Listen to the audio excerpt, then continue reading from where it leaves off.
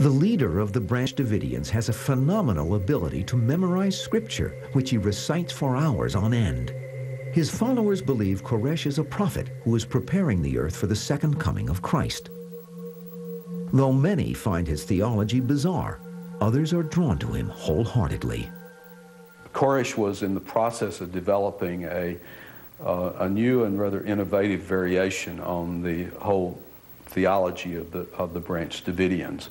A new view that put himself and the members there at Mount Carmel right in the center of the future cosmic scheme. David Koresh eventually, who thought himself as the Messiah figure, wanted to beget 24 children who would become the elders who would surround the throne as foretold in the book of Revelation.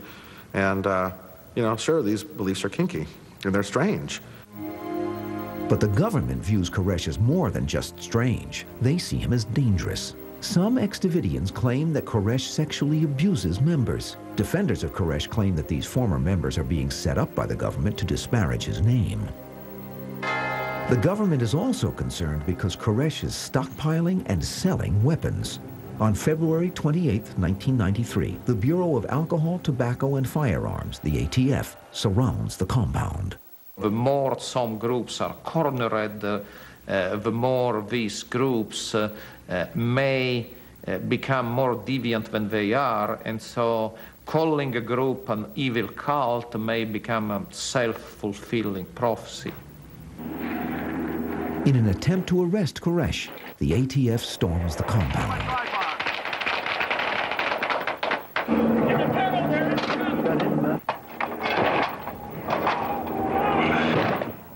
The Davidians fight back.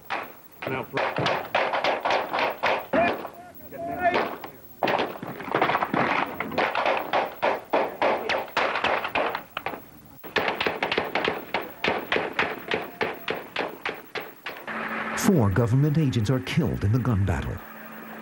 It is unknown how many Davidians might have lost their lives in the hail of gunfire.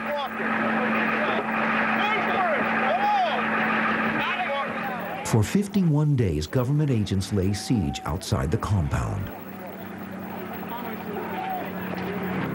Then, on April 19th, ATF agents attempt another raid. Hoping to force the group out of the compound, an armored tank loaded with tear gas attacks the building.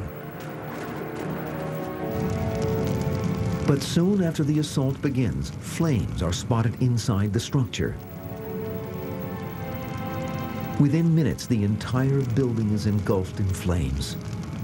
9 Davidians escape, but 77 men, women, and children are killed.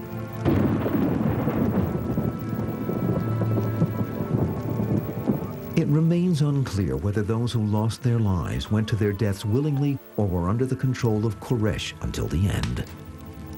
The event creates a hailstorm of controversy about how the government should deal with so-called cults. Well, maybe they would have died out, although the group had a long lineage and a heritage before David Koresh ever joined them as their leader. Maybe they would have died out, maybe they would have gone on, maybe they would have gotten violent. We don't ever know.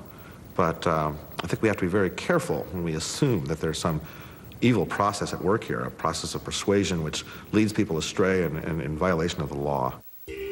But the echoes from events at Waco reverberate 2 years later, spurred on by the belief that the Waco incident is the result of a great government conspiracy to usurp individual rights. Timothy McVeigh and Terry Nichols take revenge into their own hands when, on the 2nd anniversary of the massacre at Waco, they blow up the Murrah Federal Building in Oklahoma City.